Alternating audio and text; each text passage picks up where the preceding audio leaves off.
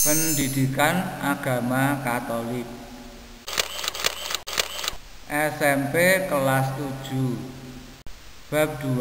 Aku diciptakan sebagai perempuan atau laki-laki.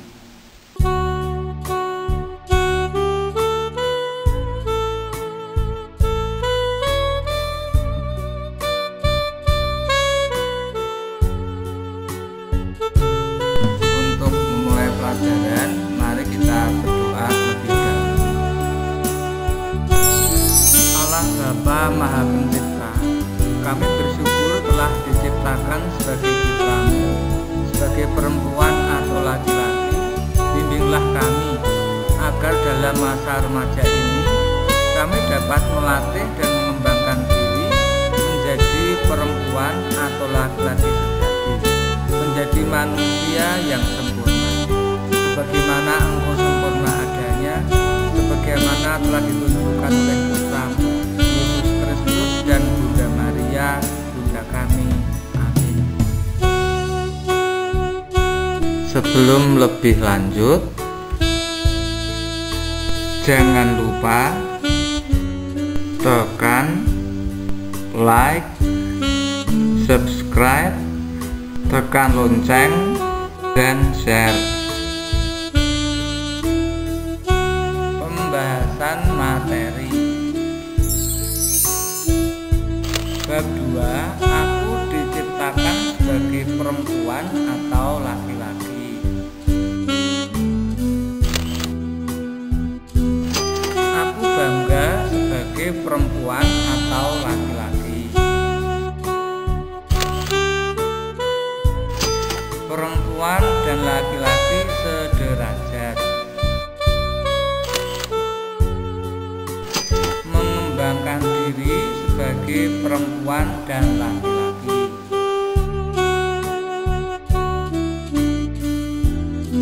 Pengantar. Pada video yang lalu, kalian sudah belajar pendidikan agama Katolik kelas 7 bab 2. Aku diciptakan sebagai perempuan atau laki-laki, khususnya bagian 2, yaitu tentang perempuan dan laki-laki sederajat. Sekarang kalian akan belajar bagian 3, yaitu mengembangkan diri sebagai perempuan dan laki-laki. Selamat mengikuti video ini sampai selesai. Mengembangkan diri sebagai perempuan dan laki-laki. Pernahkah kamu mendengar istilah perempuan sejati atau laki-laki sejati? Tahukah kamu kriteria yang menyebabkan mereka dapat disebut sejati? Ada baiknya kamu bersama teman-teman mencoba memikirkan jawaban atas pertanyaan-pertanyaan tersebut. Tetapi istilah sejati itu sendiri sifatnya relatif, karena di dunia ini tidak ada yang benar-benar sejati selain dari Allah sendiri. Mungkin yang lebih penting kamu pikirkan saat ini adalah bagaimana cara dan bentuknya agar sebagai perempuan atau laki-laki kamu dapat hidup secara membanggakan, mengagumkan, dan bermakna bagi sesama dengan tidak melanggar kodratmu.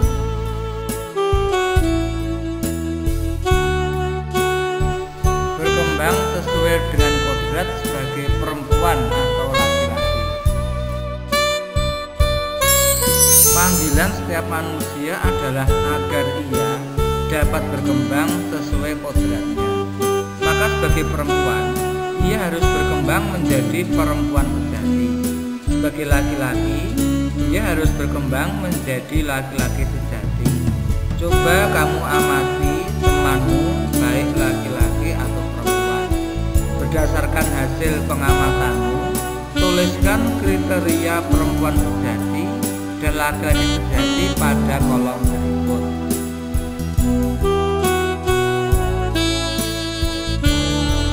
Berkembang sesuai dengan kodrat sebagai perempuan atau laki-laki. Lengkapi tabel berikut. panggilan diri menjadi perempuan dan laki-laki sejati. Sebagaimana telah diuraikan dalam pelajaran sebelumnya, Allah menciptakan manusia baik perempuan maupun laki-laki sebagai citranya. Maka panggilan manusia entah sebagai perempuan atau laki-laki menampilkan dan memancarkan diri sebagai citra Allah sebagaimana diungkapkan dalam Katekismus Gereja Katolik berikut. Panggilan Allah untuk mengembangkan diri menjadi perempuan dan laki-laki sejati. Katekismus Gereja Katolik artikel 2335. Kedua jenis kelamin mempunyai martabat yang sama dan walaupun atas cara yang berbeda-beda merupakan citra kekuatan dan cinta kasih Allah yang lemah. Panggilan yang tak kalah pentingnya adalah menjaga kesucian dan kemurnian diri sebagai perempuan atau laki-laki. Artikel 2334. Memperoleh pengendalian diri adalah satu tugas yang membutuhkan waktu. Kita tidak boleh berpendapat bahwa kita telah memperolehnya untuk selama-lamanya. Kita harus selalu berusaha terus-menerus dalam segala situasi kehidupan. Dalam bagian kehidupan tertentu, di mana kepribadian dibentuk, ia menuntut satu usaha khusus, misalnya dalam masa kanak-kanak dan dalam masa muda. Artikel 2343. Kemurnian mengikuti hukum pertumbuhan. Ia melewati beberapa tahap, di mana ia masih tidak sempurna dan mudah untuk berdosa. Manusia yang berkebajikan dan murni adalah suatu makhluk dalam sejarah yang dari hari ke hari membentuk diri melalui sekian banyak keputusannya yang bebas. Karena itu ia mengenal, mencintai, dan melaksanakan kebaikan moral juga secara bertahap. Artikel 2344. Kemurnian adalah satu tugas pribadi, tetapi ia menuntut juga satu usaha kultural. Karena pertumbuhan pribadi manusia dan perkembangan masyarakat sendiri saling tergantung. Kemurnian mengandaikan penghormatan kepada hak-hak manusia, terutama sekali hak atas pembinaan dan pendidikan yang memperhatikan dimensi susila dan rohani kehidupan manusia. Artikel 2345. Kemurnian adalah satu kebajikan susila. Ia juga merupakan anugerah Allah, satu rahmat, satu buah roh kudus yang menganugerahkan kekuatan untuk mengikuti kemurnian Kristus kepada mereka yang dilahirkan kembali dalam air pembaptisan. Panggilan Allah untuk mengembangkan diri menjadi perempuan dan laki-laki sejati. Setelah membaca artikel di atas, diskusikanlah dalam kelompok beberapa pertanyaan berikut. A. Apa yang kalian pahami bila manusia itu perempuan atau laki-laki harus mampu menjadi citra kekuatan dan kasih Allah yang lemah lembut? B. Artikel 2342 sampai 2344 berbicara mengenai perlunya menjaga kemurnian atau kesucian diri sebagai perempuan atau laki-laki.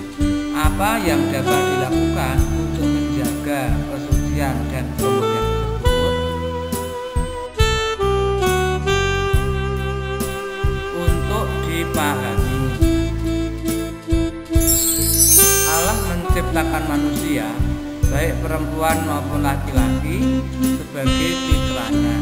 Maka panggilan agar kita mengembangkan diri entah sebagai perempuan atau laki-laki, terutama agar kita semakin mampu menampilkan dan memancarkan gambaran diri Allah Dalam Katekismus Gereja Katolik artikel 2335 ditegaskan bahwa manusia entah perempuan atau laki-laki harus mampu memancarkan citra atau gambaran dari kekuatan dan cinta kasih Allah yang lemah lembut.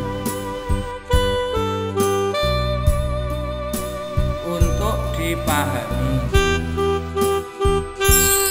salah satu wujud untuk mengembangkan diri sebagai perempuan atau laki-laki antara lain dengan cara menjaga kesucian diri, baik sebagai perempuan maupun laki-laki. Bandingkan Katekismus Gereja Katolik artikel 2342 sampai 2345. Santo Paulus dalam 1 Korintus 6 ayat 13b sampai 20 mengatakan bahwa tubuh kita adalah bait Roh Kudus. Tubuh kita merupakan sarana kehadiran Allah, sekaligus sarana kita untuk mewujudkan kehendak Allah. Untuk mengembangkan diri sebagai perempuan atau laki-laki, kalian pun dapat melakukan berbagai pengetahuan dan keterampilan yang perlu dimiliki oleh seorang perempuan atau laki-laki, sehingga kelak dapat berperan sebagai seorang ibu atau seorang bapak yang baik.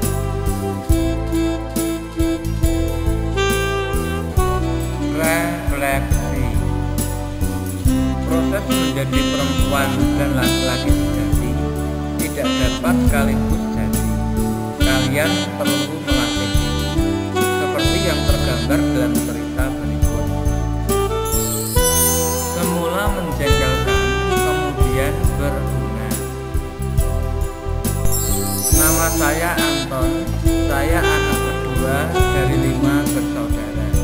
Sejak kelas 4 SD, saya tinggal jauh dari orang tua karena diminta menemani bibi yang bekerja di kota lain. Bibi bekerja sebagai guru SD. Saya pulang ke rumah orang tua hanya 2 kali dalam setahun, yaitu setiap libur semester. Saya tinggal di rumah bibi sejak SD sampai SMA. Sejak bibi belum menikah sampai bibi mempunyai anak 3, ada pengalaman yang tak dapat saya lupakan semasa tinggal dengan bibi. Sejak bibi menikah dengan suaminya yang juga bekerja sebagai guru dan mempunyai seorang anak, mereka mencari penghasilan tambahan dengan memberikan les privat. Mereka sering tidak sempat berbelanja dan tidak sempat masak. Oleh karena itu, saya sering disuruh bibi belanja ke warung. Biasanya bibi sudah menuliskan apa saja yang akan dibeli, sayur mayur dan berbagai macam bumbu dapur. Awalnya saya malu bukan main. Bayangkan, saya ada anak laki-laki satu-satunya yang setiap hari harus antri di warung untuk belanja sayuran di antara ibu. Ada ibu-ibu yang memuji dan bangga melihat saya karena mau membantu bibi berbelanja. Tetapi ada juga yang mengejek. Ada kalanya ibu-ibu mengalah dan memberi kesempatan pada saya untuk belanja lebih dahulu. Lama-kelamaan, bibi saya tidak hanya menyuruh saya belanja, saya juga disuruh untuk memasak. Saya diberitahu cara memotong kangkung, mengiris bawang, menumbuk bumbu, hingga memasaknya. Saya dapat memasak sayur, membuat sambal terasi, dan yang lainnya. Selain memasak, saya juga harus mengasuh anak bibi. Jika bibi sangat sibuk, saya harus memandikan anak-anak bibi dan menyiapkan makanan mereka. Saya juga menyapu, mengepel, mencuci pakaian, menyetrika, dan sebagainya. Kadang-kadang saya marah dalam hati. Mengapa bibi saya memperlakukan saya seperti ini? Saya kan laki-laki. Bayangkan semua pekerjaan itu saya lakukan semasa saya tinggal di rumah bibi, yaitu sejak SD sampai lulus SMA. Kadang-kadang saya malu, tapi saya berusaha tidak menolak dan tidak berontak terhadap apa saja yang bibi perintahkan kepada saya.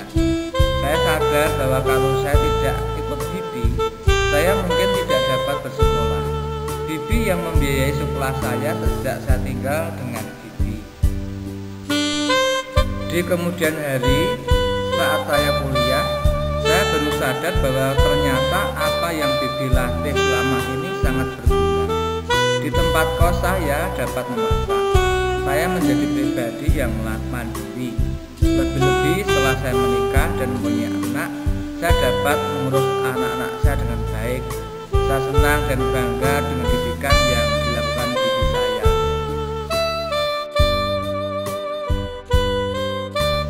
Pada bagian penutup doa, silahkan kamu pimpin doa, baik kamu sebagai siswa perempuan atau sebagai siswa laki-laki.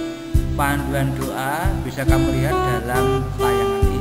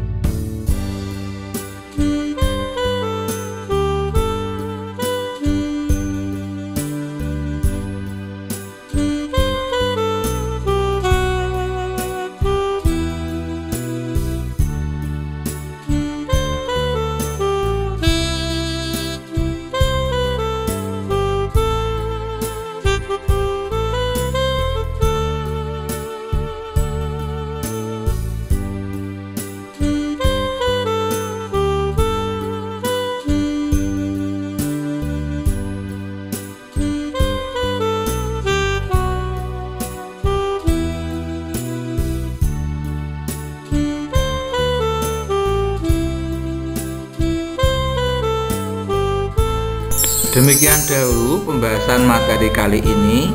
Kita akan lanjutkan materi pada video berikutnya. Sekali lagi, jangan lupa tekan like, subscribe, tekan lonceng, dan share.